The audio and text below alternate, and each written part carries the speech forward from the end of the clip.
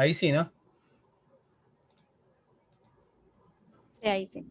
Ya, entonces estábamos viendo la metodología de identificación de peligros y evaluación de riesgos dentro de una matriz MIPER. O sea, la matriz de identificación de peligros y evaluación de riesgos. Es solo la abreviación, pues, ¿no? Estábamos con este video de aquí.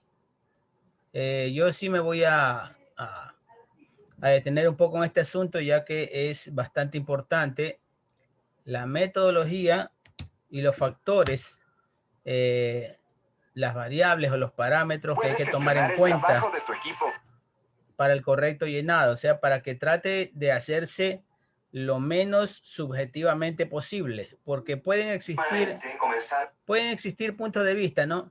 En evaluar un peligro o evaluar un riesgo. Para una persona puede ser peligroso un acto y para otro no tan peligroso, correcto, no tan riesgoso. Entonces, con estos videos, gracias a estos videos, vamos a aclarar un poco, adquirir un poco de criterio en cuanto a la evaluación, ¿ya? Pero debe primar por sobre todo la seguridad, mucho ojo, la seguridad del empleado, correcto. Bajo ese criterio siempre nos vamos a manejar. Un nuevo año con un nuevo video, por supuesto, y con todas las energías para poder invitarte a ti a través de nuestras cargas de video a aprender y a compartir conocimiento en cuanto a lo que es la seguridad y salud en el trabajo. Antes que todo, te quiero hablar de esto, te quiero invitar a tener este libro, que es nuestro libro, que lo escribimos, lo mandamos a confeccionar con el máximo profesionalismo y te garantizamos que al tenerlo te vas a entretener y además vas a aprender. Ya hay mucha gente que lo tiene, nos han llegado excelentes comentarios, así que te invito a tenerlo. Si quieres tenerlo, definitivamente escríbenos a este correo electrónico que aparece en pantalla y nosotros te vamos a dar todas las instrucciones, no importa si eres de Chile o de cualquier parte del mundo. Si quieres tenerlo así físico, tapa blanda, o lo quieres tener en ebook, están todas las formas posibles para poder tener el libro nuestro, Experto en Prevención de Riesgos por Accidente, esta novela de prevención. Bueno, vamos a partir. El motivo de este video, la razón de este video es hablar del MIPER. Yo en lo personal creo que este es el video más importante que hemos cargado. ¿Por qué? Porque básicamente acá está todo nuestro trabajo. A nosotros nos han llegado muchas consultas y muchas de esas consultas se repiten indicándonos cómo se hace un diagnóstico en prevención, cómo poder evaluar los riesgos. Bueno, mucha gente cree y confunde que el proceso de evaluación se resume simplemente a la matriz. Y eso es un error, eso no es así. ¿Por qué? Porque para poder llegar a la matriz hay que seguir una metodología y esta metodología se llama la metodología de identificación de peligros y evaluación de riesgos, que es un procedimiento. Por supuesto que si tú quieres tener ese procedimiento, nosotros confeccionamos uno con mucho cariño y mucha dedicación, así que basta simplemente con ponerle un me gusta a este video, suscribirte por supuesto y comentar, decir necesito el material, los felicito por su video si ustedes quieren, bueno, cualquier cosa para que nosotros te indiquemos, te enviemos el documento. Es muy importante poner el correo electrónico de ustedes porque si no, no sabemos cómo contactarnos y no sabemos dónde enviarte este documento tan importante y que por lo demás es obligatorio que todas las empresas lo tengan, ¿ya? Insisto, siempre se piensa que el MIPER es la matriz. No, el resultado final del MIPER, de la aplicación de la metodología, es la matriz. Pero el MIPER no es la matriz porque el MIPER es un procedimiento completo que te vamos a enseñar hoy día cómo se hace. Bueno, hacemos. Como todo procedimiento tiene una parte estructural que evidentemente no es la excepción. Tiene objetivos, que en este caso es describir todas las actividades necesarias para identificar peligros y evaluar riesgos. Tiene alcance, todos los trabajadores. Tiene responsabilidades, distintos grados de responsabilidades para hacer que este procedimiento se cumpla. Tiene definiciones, por supuesto, para que cualquier persona que lo tome lo pueda entender. Tiene un marco legal, ya que es aplicable a cada país con ciertas similitudes, ¿ya? Pero acá lo importante, lo que te queremos enseñar en este video es el desarrollo, es decir, cómo se aplica la metodología. Bueno, en primer lugar, están las actividades de identificación de peligro, que a mi juicio son las más importantes, porque ahí es donde nosotros vamos a confeccionar un listado con todos y cada uno de los peligros presentes en el lugar de trabajo de nuestra empresa, del lugar donde nosotros queremos implementar la metodología, para luego asociarle riesgos, ¿ya? Por ejemplo, si estamos hablando de sílices, sílices en suspensión en un ambiente de trabajo, el riesgo sería que el trabajador estuviera expuesto a esa sílice. Y así sucesivamente, caídas de distinto nivel o mismo nivel, expuesto a, contacto con, por, etc. Todos los riesgos que ustedes saben. Y cualquier duda que tenga, escríbanos y pregúntenos y nosotros le vamos a mandar un documento donde están todos esos riesgos, ¿ya? Bueno, ¿cómo se identifica peligro? Bueno, la mayoría de los expertos en prevención o licenciados en seguridad y salud en el trabajo lo hacen a través de una inspección visual, ¿ya? Bueno, eso está muy bien, siempre y cuando se haga a través de una lista de chequeo. Bueno, como este es el MIPER, el documento que nosotros confeccionamos y le estamos explicando hoy día, evidentemente acá se habla de la inspección visual y se asocia a una lista de chequeo como anexo al documento, de modo que el que lo está leyendo diga, ah, ya, primero tengo que partir con una inspección visual, voy a aplicar esta lista de chequeo. Está en el documento, ustedes la pueden ver en detalle, pero básicamente es para identificar peligros. No es una lista de chequeo cualquiera, sino que es una lista de chequeo para que el especialista vaya completando, vaya sacando fotografías, de modo de ir identificando cada una de las fuentes de peligro que él pueda observar, ya a través de la inspección visual. Pero bueno, eso es una primera parte. ¿Hay otras actividades para identificar peligro? Por supuesto que sí, y capaz que son más importantes. Normalmente nosotros pensamos que lo único es la inspección visual a través de una lista de chequeo, pero la verdad es que, por ejemplo, una entrevista con los trabajadores es tan o más importante, porque básicamente el trabajador es el que está palpando ahí los procedimientos todos los días. Es decir, entrevistarnos con él y hacer las preguntas adecuadas nos va a hacer y tener una mirada mucho más amplia de lo que es la identificación de peligro, mucho más amplia que la que podemos generar nosotros, porque nosotros vamos a ir en un momento súper acotado, súper puntual. Sin embargo, el trabajador, él convive todos los días con sus distintos procesos y por ende está mucho más familiarizado con cuáles son las fuentes de peligro a las cuales él se enfrenta. Ahora, yo dije preguntas adecuadas. Bueno, ¿cuáles son las preguntas adecuadas? Las que van a ir en un anexo, en el mismo documento, que es un cuestionario para la entrevista con los trabajadores. ¿Qué otra actividad o qué otra descripción tenemos que hacer de identificación de peligro? Tenemos la inspección visual, tenemos la entrevista con trabajadores. Hay que añadirle, por supuesto, también un análisis web, que es donde, por ejemplo, vamos a entender cómo es el proceso productivo, por ejemplo, o vamos a entender en parte, porque también vamos a entrevistarnos con la gerencia, con los jefes directos, digamos. Vamos también, por ejemplo, a descargar accidentes del rubro, donde vamos a aplicar... A ver, aquí en esta parte, lógicamente estamos viendo ya tres componentes de una investigación de riesgos. El primero decía una inspección visual, el segundo puede ser una entrevista estructurada para con los trabajadores implicados dentro del puesto de trabajo, dentro del área de trabajo, y como tercero un análisis web. Puede ser un análisis, en verdad sí, ¿no? Pero ustedes en su caso, como les decía, esta materia es de quinto, durante su carrera en segundo y tercero van a ver materias como procesos en tercero, en donde se van a enterar de los riesgos que causan ciertos procesos industriales, o sea, temperatura, radiación, vibraciones. Las máquinas causan todos estos riesgos, ¿cierto? Todas esas condiciones, ¿ya? Que pueden a la corta o a la larga causar algún peligro o también enfermedades profesionales a largo plazo. Ya le digo, vibraciones, radiaciones, ruido. Estas son características propias de cada maquinaria. Lógicamente, hoy por hoy se están fabricando maquinarias mucho más amigables, ¿no? Dentro de los parámetros aceptables para los sentidos humanos, dígase oído, vista, temperatura, comodidad, el sentido ergonómico también, vibraciones y todo eso. Correcto. Entonces estamos analizando nosotros los pasos para hacer una eficiente identificación de peligros. Ya vamos con tres herramientas: inspección visual, entrevista al trabajador, entrevista estructurada lógicamente, y el análisis web acerca de tipos de accidentes y procesos peligrosos. Un modelo de investigación para poder identificar más peligros. Recuerden que una de las técnicas preventivas más importantes que tenemos los especialistas son la investigación de accidentes. Por ende, una muy buena manera de identificar peligros es investigar accidentes del rubro al cual nosotros vamos a trabajar y queremos aplicarle este MIPER. ¿Ya? Ya lo mencioné, entrevista con gerencia, entrevista con jefatura, también vamos a tener una pauta.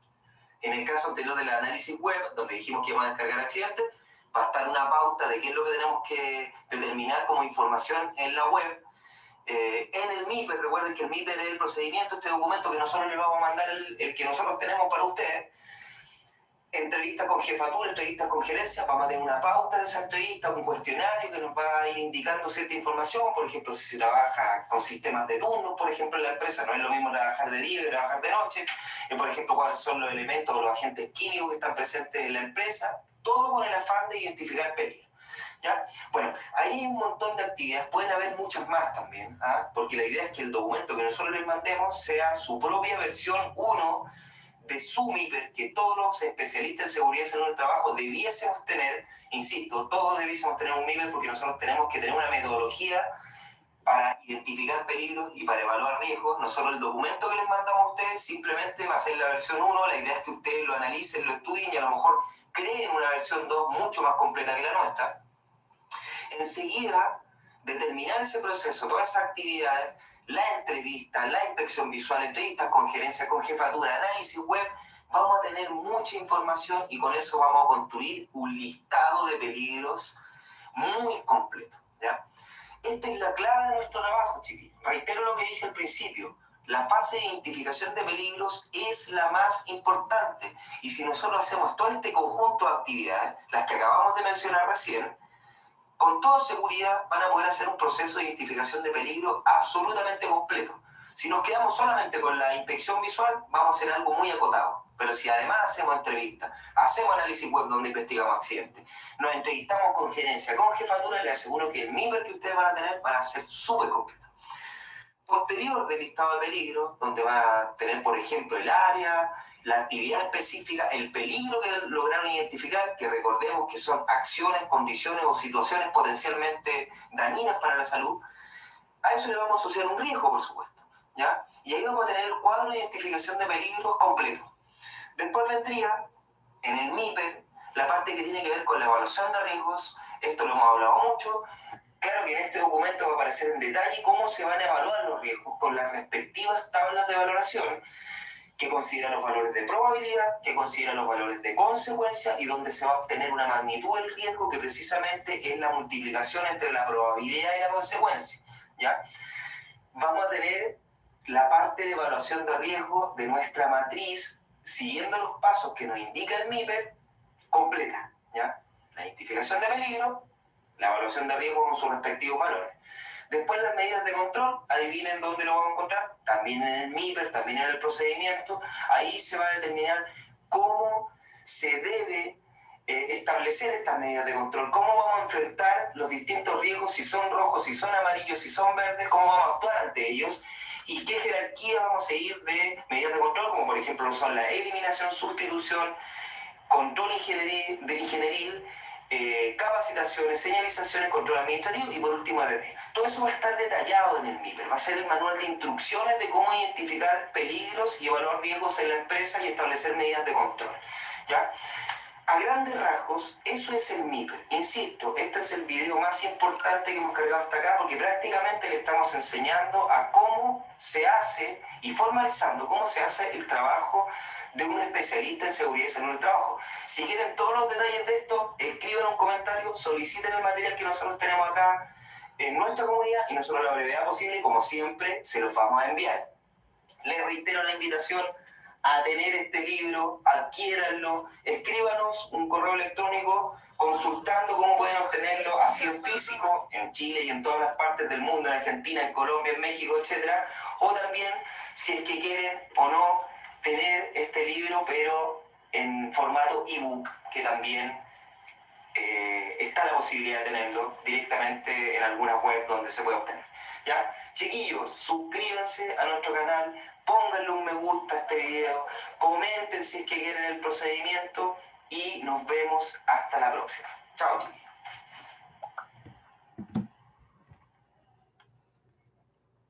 este increíble. Bien, entonces estábamos viendo la explicación de cómo se debe elaborar, hacer una identificación visual de peligros y luego una evaluación cuantitativa de riesgos, ¿ya? Acerca del llenado de la matriz de riesgos, tenemos otro video. Ya habíamos visto el primero, ¿no? Matriz de evaluación de riesgos acá arriba. Los parámetros en los cuales se componía.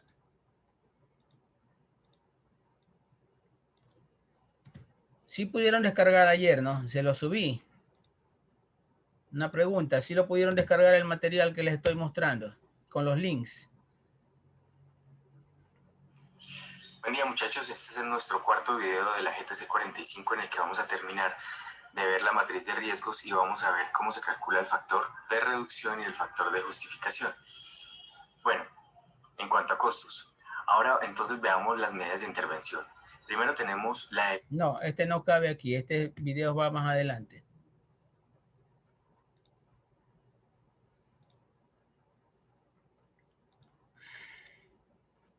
Esto ya cuando sacamos costos de las medidas tomadas. Bien, entramos entonces a fases de accidentes. Este lo vamos a resaltar para utilizarlo después. Vamos a molestar a alguien que esté descuidado para bajarle puntos con la lectura. León no está. Pluas se encuentra. Para conocer la voz de Pluas. Aquí estoy, aquí estoy. A ver, vamos a darle.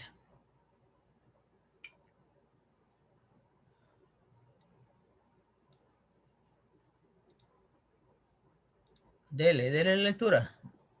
Fases de accidentes. Fases de accidente.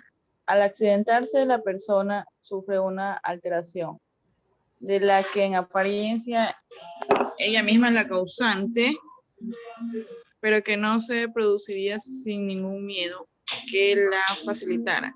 Ahí no dice Ya que el accidente... miedo. Ahí no dice miedo. Ah, perdón, sí, un medio que la facilitara, ya que el accidente supone una falta de previsión y si se tiene en cuenta que puede ocurrir, pudiera evitarse o al menos disminuir la gravedad de sus consecuencias. Ya, aquí este concepto, mírenlo bien. Al accidentarse, la persona sufre una alteración de la que en apariencia es ella misma la causante. Esto siempre y cuando se suponga que las medidas de seguridad están tomadas o aseguradas por parte del empleador, ¿cierto? En cuanto al medio circundante donde está la máquina o el ambiente laboral se refiere. O sea, si es que están cubiertas todas las probabilidades de peligro, ya si el trabajador se accidenta, supuestamente es él mismo el causante, ¿cierto? ¿Ya? Pero hay que ver eso, no hay que analizarlo. Ahora, si la máquina o el espacio, el medio de trabajo, el cargo, el puesto laboral, cuenta con esas medidas de seguridad, bueno, ahí sí el trabajador ya pecó de imprudente, ¿no? Y él mismo se causó el accidente. Hay dos maneras de verlo. Mucho ojo con esto. Siga. Primera fase, condiciones previas. Es el conjunto de elementos de las condiciones laborables que influyen sobre el estado funcional del trabajador, sobre su capacidad de trabajo, salud, desarrollo multifacético, actitud ante el trabajo y su efectividad.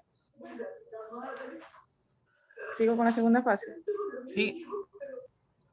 Segunda fase, materialización de los riesgos. En esta se hace efectiva la existencia de riesgos laborables o lo que es lo mismo, la posibilidad que ocurran daños a la salud del trabajador o al valor real y efectivo de las cosas. Correcto. Ya cuando se materializa el accidente como tal, no, primero las condiciones previas, que son el conjunto de elementos y condiciones, ¿ya? que pueden en cierta forma afectar al trabajador sobre su capacidad de trabajo y otros aspectos sobre salud, desarrollo y todo eso, ¿ya? Otra es ya en el momento en que se materializa el riesgo. Se materializa el riesgo.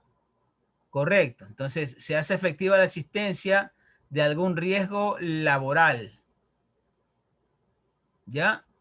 O sea, ya se sabe que no se forró ese cable, que no se secó ese piso, que no se tapó esa gotera de aceite, que no se aseguró ese andamio, que no se pisó bien esa escalera entre dos personas, que no se colocó línea de vida, que no se usó arnés, ¿ya? Que no se hizo un examen previo para trabajos en altura y cosas así, ¿no? Ya entramos a la tercera fase, al accidente como tal. Siga. Tercera fase, accidente. En esta se hace efectivo el accidente, producto o como consecuencia de la interacción de la fase anterior. Cuarta fase, consecuencia. En la misma se ven los daños producidos por el accidente. Es en ella donde se producen los daños a la salud o las pérdidas materiales o al proceso. Correcto. Aquí vamos a ver el alcance que tiene el que ocurra un accidente laboral. No solo al trabajador, no solo a la empresa. ¿Quiénes son los que supuestamente, bueno, el trabajador se puede haber muerto, pues no, y dejó de sufrir, como quien dice, pasó a mejor mundo? ¿Quién queda con la tara? ¿Quiénes quedan con las consecuencias psicológicas, afectivas y de todo índole? Los familiares. Los familiares principalmente, porque se supone que lo querían, pues no. Ahora, si no lo querían, bueno, más vale muerto que vivo, dicen. ¿Ya? Pero sí, se supone seguro que... de vida. Los compañeros. Seguro de vida sí tenía, pero ponte a esperar el seguro social cuando te cancela La ese calificación. la La calificación, calificación del correcto. seguro. Puede haber que, puede decir el seguro social que se suicidó, pues no, se suicidó en el trabajo.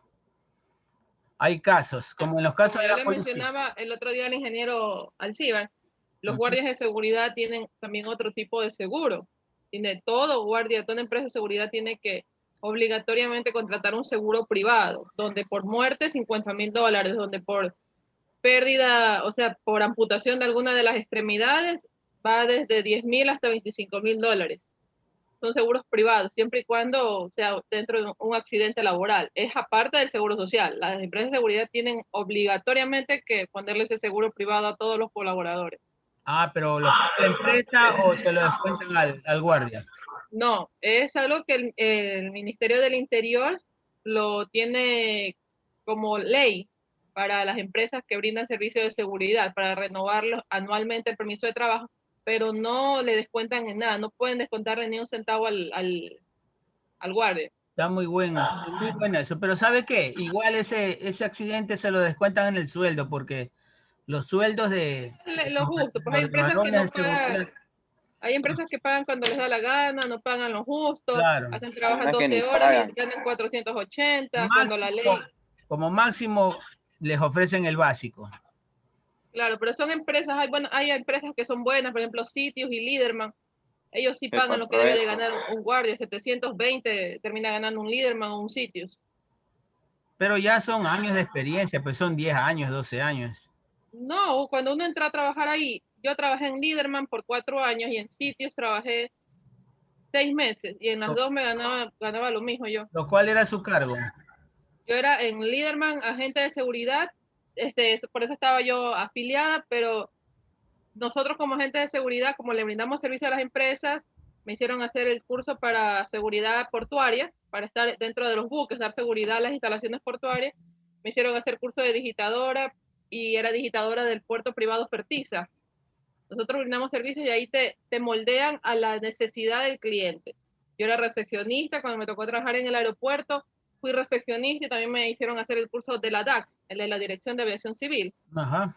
Porque es obligatorio que lo hagas, porque vas a brindarle servicio de seguridad al aeropuerto. O sea, los Liderman los adaptan a la necesidad del cliente. O sea, muchas empresas, por ejemplo Unilever, no tiene recepcionistas de Unilever, sino tiene líder woman, mujeres líderman que trabajan para la empresa, le brindan servicio. Y en Y la la DAC líder le woman, exigieron, en la DAC le exigieron el B2 en inglés, por si acaso. No, no. no. No, en la DAC no. Cuando tú trabajas directamente para el aeropuerto, para la corporación del aeropuerto, para la José Joaquín de Olmedo, directamente para ellos, ahí sí te piden eso. Tienes que tener por lo menos el nivel básico de inglés, porque te hacen un examen para trabajar directamente con ellos. Si no lo tienes, no te cogen. Ni siquiera toman en contemplación tu hoja de vida. Tú la vas a dejar ahí y te preguntan, nivel inglés, tú le dices básico, certificado, no tengo. No le podemos coger su hoja de vida. Así de una te van diciendo. No le Claro, puedes coger la hoja de vida. el inglés es un requisito fundamental para ciertas profesiones ya determinadas. Si tú Entonces quieres ser Liderman escritor, moldea, ujú. Liderman te da la oportunidad de crecer, no es como las empresas de guardias normales que pones al guardia y ya está, no, ellos te enseñan desde cómo hacer una evaluación de accidente, qué es un riesgo, los tipos de riesgos que existen, tú le puedes decir, la empresa firma contrato con las empresas a las que le brindan servicios. Si, por ejemplo, vemos una condición insegura para trabajar, están haciendo trabajos en altura y vemos que está en una condición insegura, el líder mantiene la potestad de decir, alto, ya, no trabajen, y le comunicas al departamento encargado de la seguridad. O sea, es una empresa de seguridad, sí, pero tiene otro tipo de estructura. Entonces yo aprendí prácticamente casi todos en Liderman. Ellos te moldean a ellos, a su Pero bueno, cultura. no, le digo, en experiencia hay una eterna pugna entre el departamento de producción, el técnico y a veces el departamento de seguridad Mantenimiento laboral también. funciona, claro, el técnico o mantenimiento, y a veces el departamento de riesgos laborales funciona dentro del departamento técnico. Entonces, hay pugnas, ¿no? Y la mejor solución cuando yo laboré en Nestlé era eh, agente de proceso, se le llamaba, ¿ya? Ahí lo mejor que se logró es coordinar el trabajo entre seguridad, o sea, todo trabajo que se iba a hacer, sea de personal de planta o sea de personal externo, de contratistas, era una reunión para cada proceso para trabajarlo independientemente, para ver Liderman tuvo por las años condiciones. Nestlé. Hace Ajá. poco se lo quitó la Cajamarca hasta ahora, pero Liderman tenía Nestlé. Y también, bueno, yo estuve creo que solo 15 días en Nestlé porque justo se acabó el contrato. Y nosotros teníamos que hacer, ahí fue la primera vez que hice el BPM, porque Nestlé obligatoriamente pedía eso a Sí, ya a está los calificado colaboradores. hace años está en BPM. Sí, pero imagínate, a los guardias de seguridad les pedía obligatoriamente que tuvieran el BPM, cuando nosotros nunca podíamos entrar a las instalaciones, solo estábamos en la garita, Así es. ahí en la Domingo Comín. Sí, claro, ese es Industrial Surindus. Bueno, sí, hay quienes, empresas que aplican todas las leyes y quienes no. Pero para evitar esta pugna que yo le decía entre producción, porque producción lo que quiere es aumentar Producir, claro, producción. aumentar sus volúmenes de producción. Mantenimiento quiere reparar cada vez que se lo necesite. Y la función de seguridad, la función de prevención de riesgos, no creo que sea parar todo proceso. Ya para evitar parar intempestivamente, este atrape de trabajos tiene que, dentro de lo posible, preverse lo más posible. O sea, ver hasta el mínimo detalles que puedan interferir el trabajo, pero antes de comenzar a hacerlo. Antes de Mire, comenzar algo a que le hacerlo. molesta a los de mantenimiento, y lo vi en algunas empresas, es que uno como parte del departamento de seguridad les diga o les pregunte si es que, por ejemplo, ves en la máquina, se supone que hay empresas que en las máquinas le van poniendo la última fecha de revisión. Sí. Y ya tú ves que pasó la fecha de revisión. Me pasó una vez en Banalay. Esa es una empresa que produce puré de guineo. Y ya habían pasado los 6 meses de la revisión. 6 meses y 25 días más o menos había. Entonces yo le vengo y le digo al ingeniero que para mí era un hombre educado, siempre me saludaba bien, era muy amable y todo. Digo, ingeniero, disculpe que lo moleste, siempre con cordialidad, porque siempre tienes que llegar a los jefes con una manera muy cordial. Le digo, la máquina no me acuerdo cómo se llamaba la máquina, tiene 6 meses y 25 días que no le dan mantenimiento, ya pasó la fecha de los 6 meses. Y me quedó viendo de una manera, pero como que lo ataqué, como que lo insulté, y le fue a dar las quejas a mi jefe, a decirle que por qué yo me metía si yo no era del departamento de mantenimiento. Y cuando en las funciones específicas, porque te dan funciones específicas, y decía que nosotros estábamos obligados a revisar la fecha de la revisión. Ahí nunca más me volvió a hablar. O sea, es como que eso les insulta a ellos y les da coraje, que uno les revise las fechas límites. Bueno, yo como esto lo hubiera asumido por favor de que usted me esté haciendo acuerdo de que, bueno, depende, si esa máquina está parada, esos 6 meses habría que verlo. Pero No, si pues era una máquina que se trabajaba todos los días, turno nocturno y turno diurno. Esa es que la máquina final. En Nestlé, a las máquinas que no paraban se les hacía mantenimiento semanal, necesiten o no necesiten. Simplemente no sé, ahí, pues no sé, pero ahí decía fecha de revisión y ellos dentro del contrato sí decía que era cada 6 meses la revisión de esa máquina. La limpieza era diaria, es así, pero la revisión era semestral. Ya. Y desde ahí ese señor ya casi ni me hablaba. A duras penas me saludaba y ya, pero parecía que fue un insulto, yo no sé qué le hice. Bueno, muy buenas esas anécdotas entonces. Hola Workers, bienvenidos de nuevo. Hoy vamos a conocer las etapas del duelo aplicadas a los accidentes laborales. La primera etapa es aquella en la que nos damos cuenta que tenemos un problema. La denominamos etapa de crisis. En la segunda etapa estamos hablando del momento en el que negamos haber sufrido un accidente por nuestra propia responsabilidad, por no protegernos o por no seguir los pasos de prevención. Es la negación. El momento en el que culpamos al resto es la tercera etapa. Solemos decir cosas como, si no me hubieran mandado a hacer esto y lo otro. La conocemos como la etapa de la ira o el enfado. La siguiente etapa es una de las más duras. Es cuando caemos en modo depresión. No encontramos salida ni solución a la situación en la que acabamos de entrar. A continuación, entramos en la etapa de aceptación. Comenzamos a ser conscientes de que podíamos haber evitado el accidente siguiendo las medidas preventivas y utilizando los equipos de protección que nos aportó la empresa. Por último, la mejor etapa. Una vez concluido todo el proceso, comenzamos a utilizar los equipos de protección y a seguir las normas de seguridad. Y entonces estaríamos en la etapa del aprendizaje. Aquí podéis ver el ciclo completo.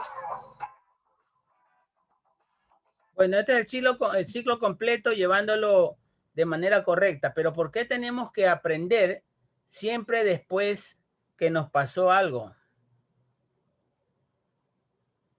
¿Sí? Porque queremos que ya no nos vuelva a suceder lo mismo. Correcto. ¿Por qué no podemos aprender antes de que nos suceda? La mala costumbre que hay. Aquí en Ecuador hay bastante de eso. De que esperamos a que suceda para después, uy, no, ¿por qué lo hice? Este es el gran tema de conflicto entre hijos adolescentes y padres. Es por lo que, bueno, ya hablando humanísticamente, uno de los errores aprende, creo yo. Y hay que vivirlo. Claro, ya se vuelve experiencia. Claro, pero ¿por qué no podemos aprender de error de otros? Porque no es lo mismo vivirlo uno mismo, valga la redundancia, que ver de los demás, creo yo. Sí, efectivamente yo agradezco a la vida haberme presentado, haberme puesto en puestos laborales de los cuales conocí personas con mucha experiencia, no quiero decir viejos, pero de los cuales yo supe escuchar y aprender. O sea, no me han pasado tantas cosas malas, como quien dice, ¿no? Pero sí me han pasado porque la curiosidad es propia del ser humano, ¿no? Si no tuviera curiosidad, no se hubieran descubierto tantas cosas, ¿ya? Pero una cosa es curiosidad y otra cosa es descuido. Y entonces estas son las etapas después de que ya nos ocurre el accidente y terminamos aprendiendo. Correcto. Esto es lo ideal, pero hay personas que ni siquiera después de ocurrirle algo logran aprender. Eso ya es crítico, ¿no? Esa es la etapa, le decía, de eterna pelea entre hijos adolescentes y los padres. ¿Qué es lo que, no sé cuántos de ustedes serían padres, pero qué es lo que quiere el padre? Que el hijo no sufra, pues no, que no le pasen cosas malas, ¿cierto?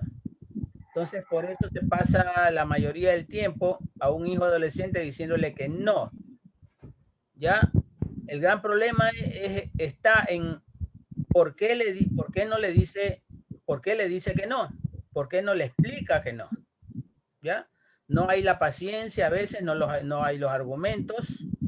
Yo tengo hijos de 21 y 20 años, les he dicho muchas veces que no, pero también les he tenido que decir por qué. Correcto. Hijo mío, hija mía, te digo que no porque si pasas por ahí, ahí hay este problema, puede pasar esto y te puede causar tantos problemas. ¿Y por qué usted sabe y por qué usted supone? Porque a mí ya me pasó, pues mi hijo le digo. O porque por lo menos yo escuché de alguien que le pasó eso. ¿Me explico? ¿Ya? Ustedes en algún momento, ya saliéndonos un poco el tema, ¿saben lo que es un déjà vu? Sí, algo que presientes que ha sucedido. ¿Ya? Es como la sensación de que ya lo viviste. Correcto. ¿Ustedes han soñado alguna vez a futuros? ¿Han tenido un déjà vu soñando? Sí. O sea, han soñado algo y luego en su vida cotidiana se presentan tales circunstancias que sienten que ya lo vivieron o ya lo soñaron. Sí. Ya, ¿y qué tratan? Cuando se trata de algo malo que puede suceder, ¿qué han hecho? ¿Qué decisión han tomado? ¿Siguen en su camino o tratan de evitarlo? Tratan de evitarlo. Correcto, esa es la decisión. Ingeniero, ¿cómo dijo que llama eso? Déjà vu. Déjà vu. E-E-J-A-B-U. Siempre me ha pasado, pero nunca sabía el significado de esa palabra. ¿Cómo llamaba aquello? Siempre te ha pasado, todos los días sueñas. O claro, a veces, todos los días sueño. digamos a veces. Claro, ya mejor. Ya, digamos a veces, pero sí, a todos nos ha pasado. Unos tienen la inteligencia emocional para identificarlo. Bueno, te acompaño de la experiencia también, pues, ¿no? Y otros no, otros no le paran bola y siguen tropezando con la misma piedra, se siguen rompiendo la pierna, el brazo, la cabeza, siguen chocando la moto y causan malestar y tristeza a su familia, pues, ¿no? A ver, sigamos en lo nuestro. Ya, entonces estamos después de la cuarta fase, que son las consecuencias. Dentro de las consecuencias vemos las etapas que acontecen para él y para la familia, ¿no? Para el accidentado y la familia.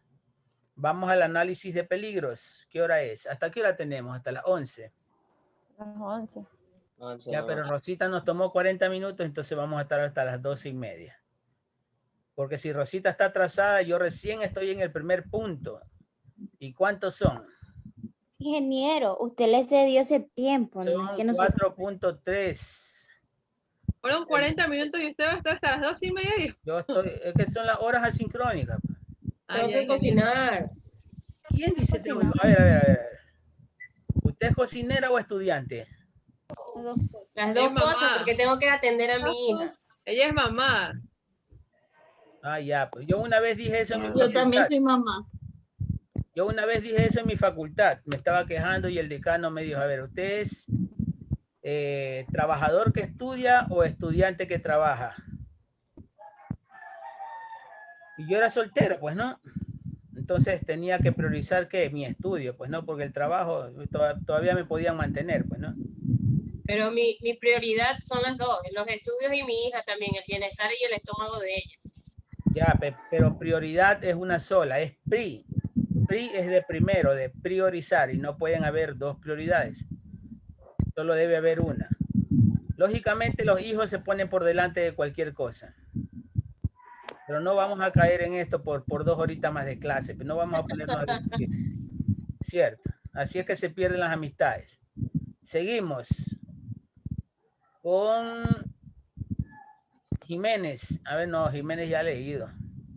Alvarado Castañeda. Sí.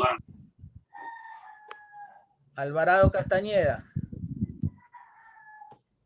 Ahí es que le bajé el punto, ¿se dieron cuenta? Ahí, Yo leo, ingeniero. ahí pesqué a una. Espéreme, déjele bajar el punto. Ingeniero, yo leo. Alvarado Castañeda, espéreme, deje bajar un punto, espérese.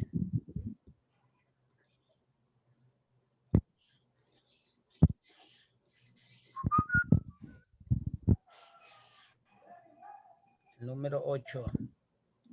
Aquí tenemos.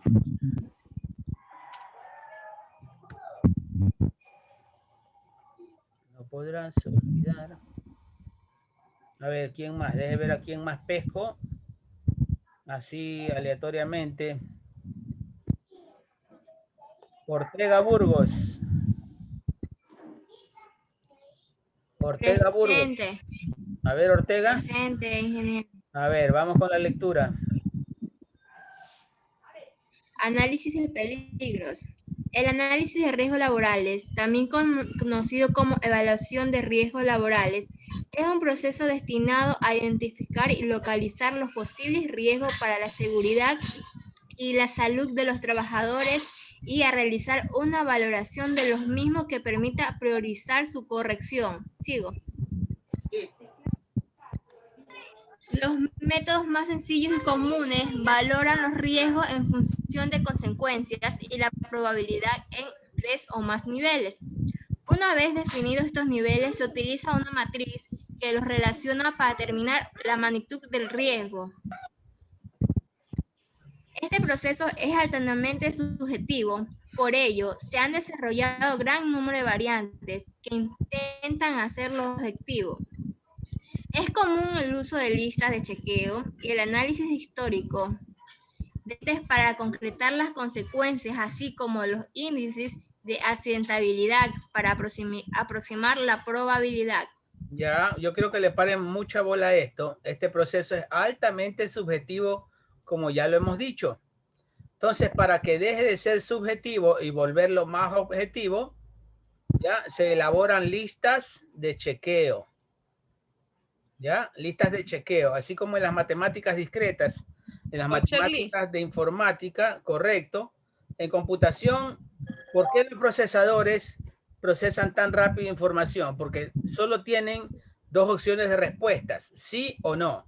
O sea, son respuestas objetivas, ¿cierto? Entonces, no hay el depende, no existe el depende, no existe el quizás, no existe el tal vez en computación, en programación informática, quiero decir, en procesamiento de datos. Entonces, aquí, estas listas de chequeo nos ponen o nos ayudan a eso mismo, a decir, a hallar respuestas positivas o negativas a lo que nosotros estemos inspeccionando o revisando. Otro de los aspectos puede ser el análisis histórico, ¿ya? De mantenimiento de determinada máquina, de los accidentes ocurridos en esa área. Eso lo podemos ver, ¿no? A ver qué tan periódico pudieron haber existido accidentes ahí. Y esto nos ayuda ¿a qué? A ser más objetivos en las respuestas que queremos hallar. Sigamos. ¿Quién estaba? Deje buscar otro pato. A ver, quería leer Quinto Borges. Presente. Ayúdeme, Cintia, con la lectura. ¿Cómo se realiza el análisis? Un análisis de riesgo del trabajo es un procedimiento que lleva a integrar los principios y prácticas de su salud y seguridad aceptadas. ¿Qué pasó? Se fue esta vez. Salió. Ya. Sigamos, estamos aquí. Ya.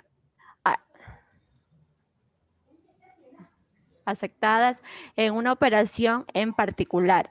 Hay que tener en cuenta que cada paso básico del trabajo se examina para identificar riesgos potenciales y determinar la forma más segura de hacer el trabajo.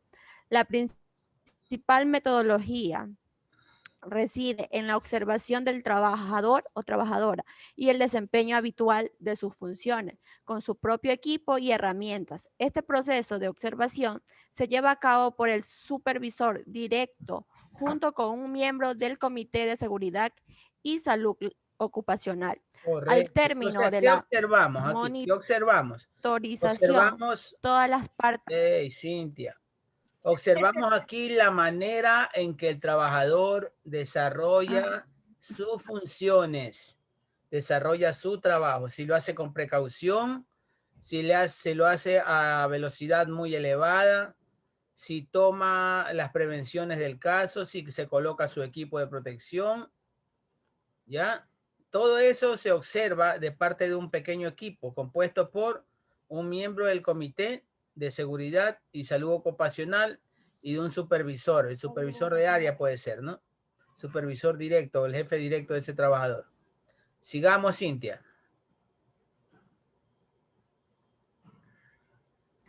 A ver.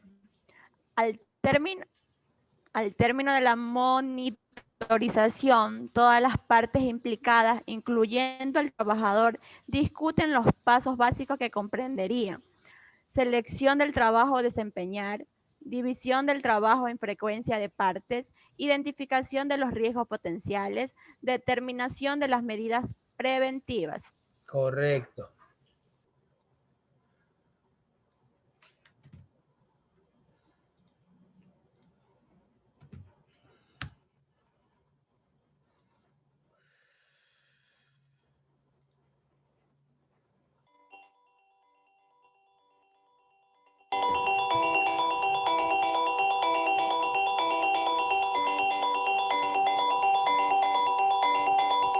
Los accidentes menores que se producen en las empresas merecen ser investigados porque al hacerlo se previene la ocurrencia de un evento grave. Un accidente no grave es aquel que pasa inadvertido, al que no se le da importancia o al que se atribuye a una circunstancia fortuita, una situación puntual y que por tanto no debería repetirse. Pero pensar de esa manera es un error que puede desembocar en consecuencias mayores. La ACH recomienda a las pymes prestar atención a estos incidentes. Un accidente menor es una alarma. En este sentido, la asociación propone a los dueños de pymes. Los pymes son, por si acaso, las pequeñas empresas, ¿eh? Pequeñas y medianas empresas. Correcto, para quien no haya conocido la abreviación. Pequeñas y medianas empresas. Alarma. En este sentido, la asociación propone a los dueños de pymes a que encarguen a uno de sus trabajadores que investigue estos eventos, aunque expresamente no haya una obligación para ello, pero es recomendable. Para efectuar esta investigación, las pymes disponen de la asesoría de ACH. Sin embargo, junto con la averiguación, es también muy importante introducir mejoras para que estos episodios menores no pasen a situaciones graves. La asociación entrega un formulario tipo simple para efectuar la investigación. Dicho documento interno de la pyme se convierte en un registro de accidentes no graves sobre los que se puede y se debe actuar. Este formulario, debidamente llenado cuando corresponda, es una evidencia del interés del empresario por prevenir accidentes. En el servicio virtual especializado Nuestro ACH Center están los expertos dispuestos a ayudarle a completar el formulario si usted tiene alguna duda. En la primera parte se ingresan los datos del trabajador accidentado. Respecto del área, si se trata de una construcción, por ejemplo, en el área de carpintería. En la segunda parte es importante señalar la tarea que realizaba el trabajador al momento del accidente y el lugar específico. Para el caso de la construcción, en la mesa de cepillado, por ejemplo. Sobre las consecuencias, pudo haber sido un corte, un pequeño corte, una erosión, por ejemplo. En la tercera parte, análisis de peligros y causas del accidente, acción insegura, condición insegura. La primera se refiere al error de la persona, su responsabilidad, y la segunda, la condición insegura, corresponde al ambiente de trabajo. Después, las causas. Si seguimos con el ejemplo del cepillado, ¿por qué ocurrió? ¿Cuál fue la causa principal? Por ejemplo, que el trabajador no estaba usando elementos de protección. Después se anotan los testigos del accidente si es que los hubo. Enseguida, los nombres de quien realizó el informe, quién lo validó y quién lo aprobó. Si la pyme tiene menos de 25 trabajadores, se salta el número 7 del formulario. Y el último capítulo son los anexos. Se incorporan allí todos los elementos que ayuden a la investigación. Si el empresario no tiene tiempo o está ocupado en otras cosas, puede designar a un trabajador para que efectúe la investigación. Igualmente, la asociación recomienda que las pymes cuenten con un monitor en prevención de riesgos. La H periódicamente capacita a trabajadores de pymes para que se desempeñen como monitores, ya sea en sus sedes de todo el país como en los establecimientos de INACAP. Infórmese con nosotros para capacitar a uno de sus trabajadores. Un monitor resultará fundamental para investigar estos accidentes menores ocurridos en la empresa. No olvide también que por ley el empresario debe utilizar todos los mecanismos disponibles, incluida la asesoría de la asociación, para evitar estos accidentes y prevenir la ocurrencia de eventos mayores y lamentables. De acuerdo con la circular 2345 de la Superintendencia de Seguridad Social, los accidentes graves son investigados por un experto en prevención de riesgos y son aquellos con resultado fatal o con amputaciones o con reanimación en los que haya que efectuar rescate o que haya una caída de más de 2 metros de altura. También se consideran graves aquellos protagonizados por los menores de 18 años en faenas y aquellos con más de 30 días de licencia. Señor empresario pyme, evítese usted todos estos problemas y siga las recomendaciones de H. No deje pasar hechos como los accidentes no graves en su empresa.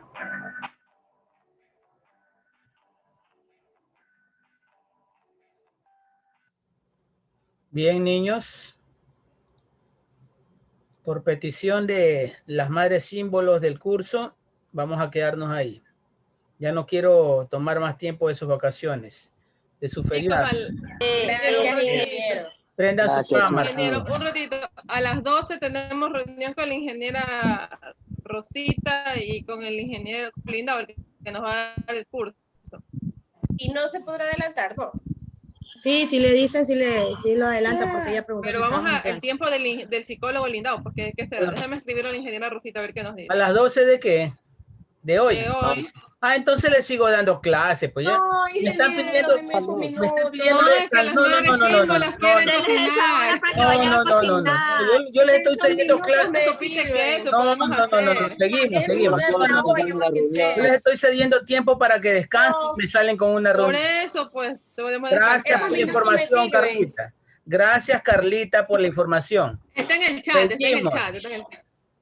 A ver. Pero regálenos esta hora porque no supiste que eso, ingeniero, más que sea un arrocito, no supiste que eso está en Factores a 40 tener, minutos. mande al chifa a comprar. Factores a tener en cuenta. No, los chifas a son la malos. hora de- Ahora dicen que son malos, no dijeron. Mire, el pobrecito Cristian no tiene ni datos. Apóyelo ahí para que tenga tiempo de encontrar a dónde poner una recarga. A ver, María va a leer ahora, María Ruiz. Vamos a la lectura, ya que es la más triste. Belleza, belleza, yo sacrificando mi tiempo y ellos en reunión, qué belleza, ¿no? Factores en tener, al último tomo lección, a las 12:30. Ya se pasan. A ver, María. Nosotros no, la coordinadora. Ya, a ver. Factores a tener en cuenta. A la hora de llevar a cabo un análisis de riesgos laborales, hay determinados factores que no podemos pasar por alto. Frecuencia y gravedad de accidentes. Requieren especial atención a aquellos puestos de trabajo en los que los accidentes ocurren con mayor frecuencia o, en su defecto, los que derivan las lesiones graves o discapacitantes. Muy bien. Potencial para las lesiones o enfermedades graves, especialmente aquellas consecuencias derivadas de la exposición a sustancias nocivas o condiciones peligrosas. Ya. Puestos de trabajo recientemente establecidos o modificados son especialmente susceptibles de riesgos debido a la falta de experiencia. Trabajo poco desempeñados. El nivel de riesgo puede no ser evidente o anticipado debido a la falta de rodaje. Ya, avanzamos un poquito más. Déjenme ver a alguien que tenga hambre. ¿Quién quería leer en antes? El mío. Yo. Jiménez, cierto. María Fernanda, a ver, métale. A ver.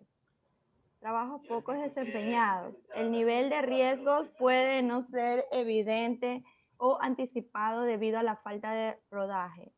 Elementos de riesgo potencial. Los siguientes son los elementos de riesgo que habría que intentar evitar en la medida de lo posible. Exposición de temperatura demasiado alta o baja. Es habitual tanto en trabajos al aire libre como en oficinas con aire acondicionado. Exceso de ruidos o vibración. Inestabilidad de ciertos objetos, exceso o ausencia de iluminación. Condiciones atmosféricas, esencialmente en empleos al aire libre.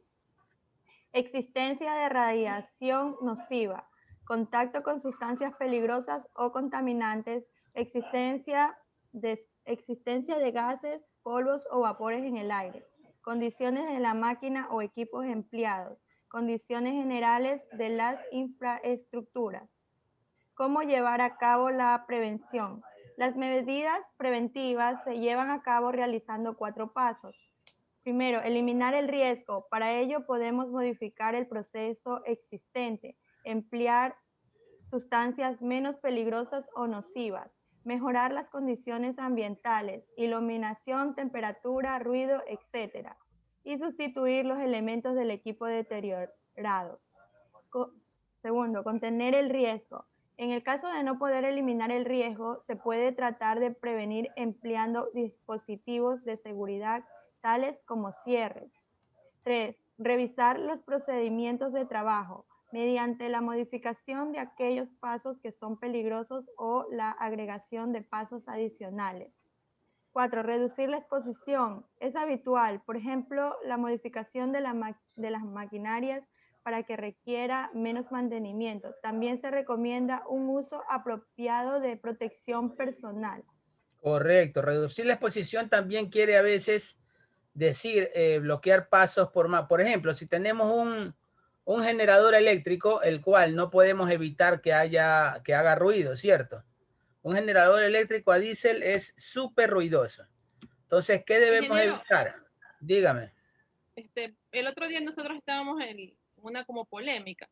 Una compañera compartió una interrogante que hacía en el Facebook Live del simposio que hicimos de la Universidad del Pacífico el día sábado, que un colaborador había sufrido un derrame facial después de una fumigación. ¿Se lo calificaba o no se lo calificaba como un accidente laboral? Entonces, el ingeniero Alcibar decía que sí era calificable como un accidente laboral. Después, Jonathan, nuestro compañero, y yo planteábamos que no necesariamente podría ser un accidente laboral porque no sabemos las condiciones fisiológicas que puede haber presentado previamente el colaborador, el estado físico de él, podría ya estar dispuesta a las condiciones y por coincidencia fue el día que hubo la fumigación. ¿Cómo lo tomaría usted, ingeniero? ¿Sería calificado como un accidente? Para mí sí. ¿Por qué? A ver, ¿quién se encarga de la salud del trabajador? El trabajador como tal, ¿cierto? El trabajador. Y también decía ahí que no tenían departamento de salud y seguridad ocupacional en la empresa donde había sufrido Más adentro todavía, más adentro. Eso debería cobrárselo a la empresa, no al seguro social. Y no tendría, o sea, por ejemplo, el colaborador ya no hubiera tenido una predisposición a que le hubiera pasado y la fumigación solo fue una excusa o la fumigación solo coincidió con la fecha de que ya le hubiera pasado en la casa o en la calle. A ver. el trabajador pudo haber tenido o no cierta predisposición. Ser alérgico a algo, tener alguna predisposición genética, pero esto era tarea de la empresa conocerlo y saber de parte de la empresa si este trabajador estaba apto para o no para aquella función. O sea, la empresa, ¿qué es lo que hace primero antes de contratarte? ¿Te hace un examen médico o no? Sí. Sí, ¿no? Preocupacionales. Ya, y la revisión médica, después de que tú eres trabajador, ¿cada qué tiempo te la hacen? Anual. A veces anual, a veces semestral, ¿cierto? Entonces, esta tarea, esta responsabilidad, ¿de quién es? De la empresa. Pero resulta que la empresa que usted está nombrando ni siquiera tenía departamento. Peor va a ser estos exámenes de actualización de salud de sus trabajadores. Entonces, la responsabilidad, gran responsabilidad, no cae ni siquiera sobre el trabajador, porque él simplemente estaba cumpliendo funciones que le estaban dando. Este seguro, este billetote que causó esto, debe ser pagado por la empresa, ni siquiera por el Seguro Social. Seguro Social tranquilo. Como responsabilidad patronal sería. Claro que sí, como responsabilidad patronal. Solo por el hecho de no tener un departamento de salud ocupacional que vaya evaluando mensualmente o que tenga un registro de la salud del señor. No mensualmente, puede ser como usted lo dijo, anual o semestral. Porque pero no tienen un registro, no tienen una estadística de cómo va evolucionando la salud de él, ¿no? Claro, como no tienen departamento, ¿qué estadística pueden tener?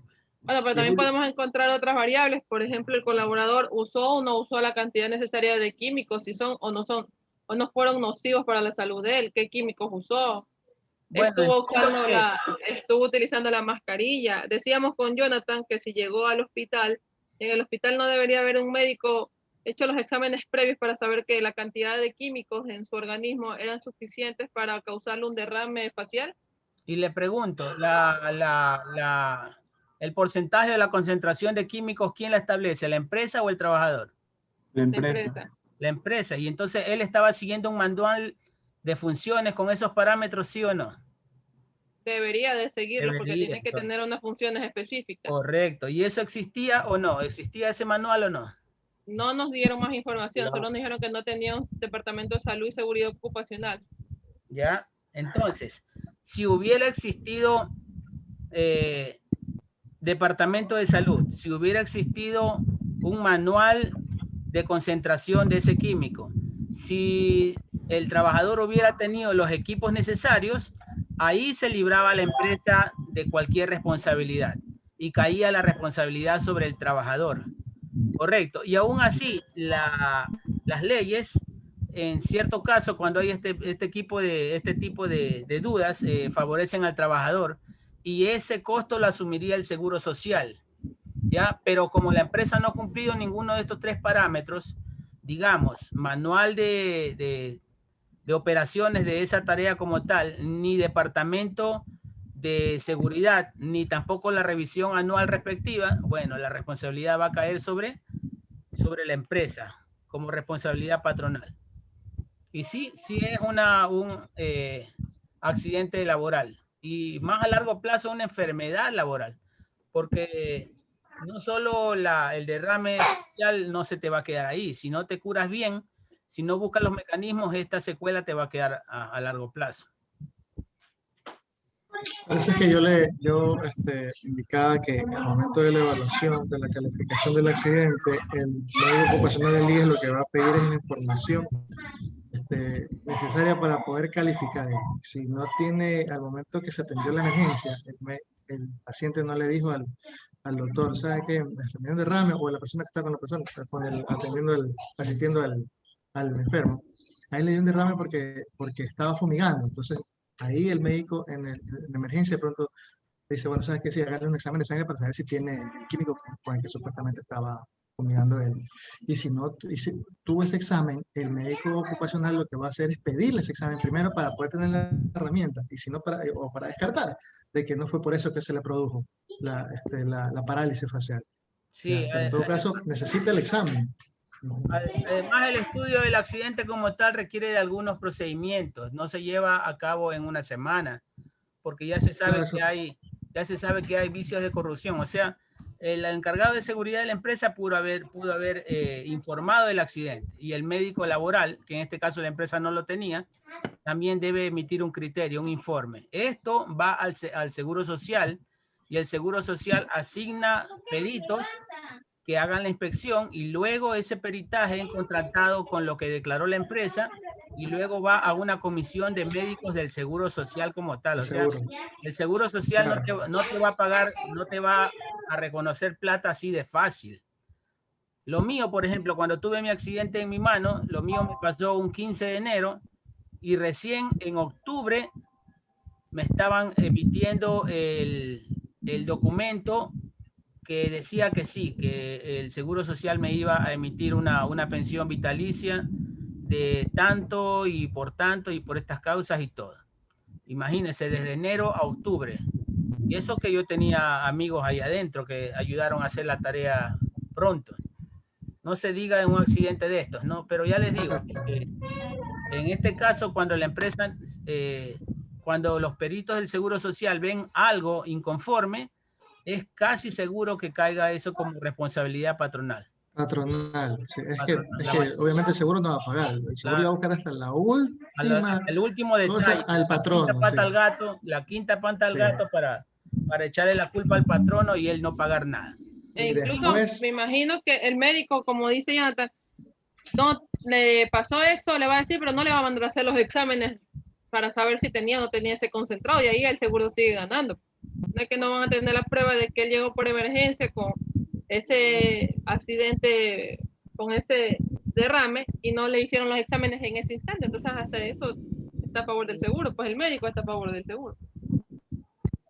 Ya, mire, yo cuando tenía mi empresa tenía como 6 trabajadores, acá de Los Palés hablo, ¿no? Porque antes del taller mecánico eran más. Y ellos no querían que los afilie al Seguro Social. ¿Me explico?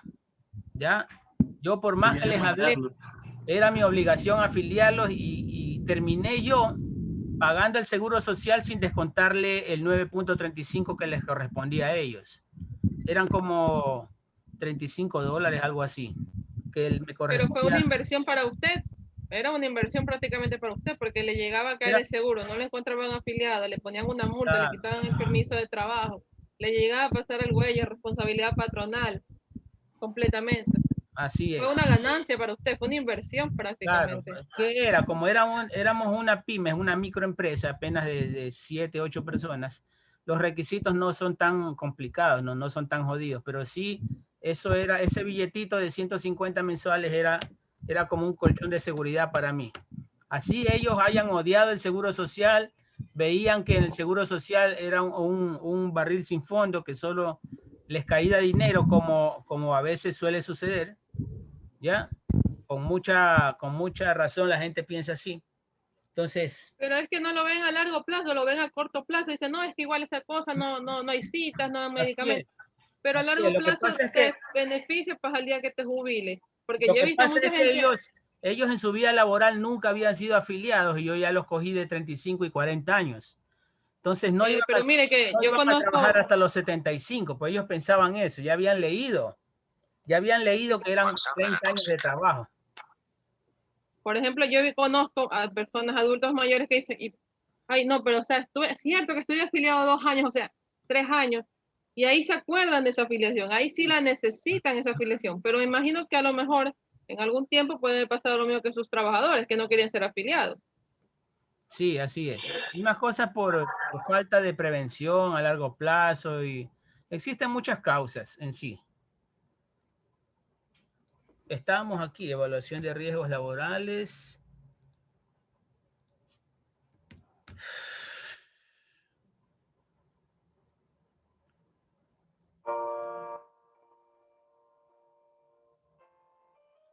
El tema que a continuación se tratará es el análisis de riesgo.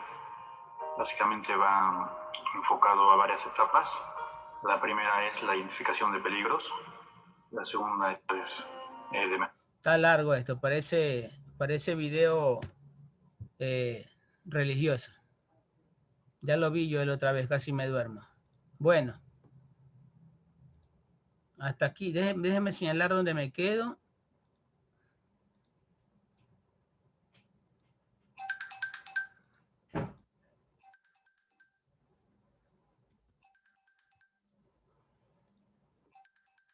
¿Sí les tomé la foto?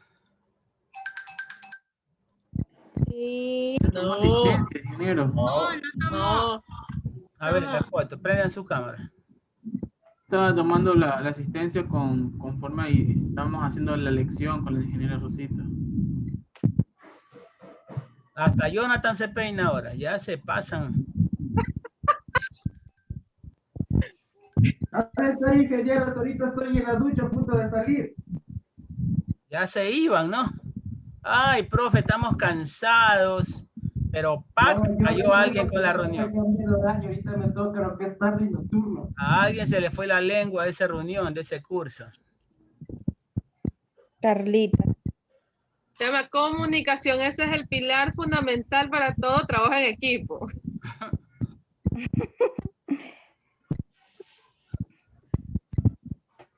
Andrea, ya mismo se mete a su celular. Es el teléfono. Si lo tengo alejado y me enfoca Que se solo te ve la- grandota, Andrea. Alicia, ya deje de comer, oiga, salga a caminar. ¿Quién yo? Sí, oiga, está demasiado. Tengo hinchado este cachete. ¿Por qué será? ¿Qué tiene papá?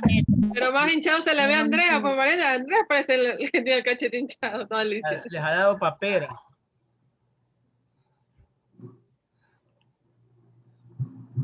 Ve, no prendió mi cámara. Ya. Ya, niños.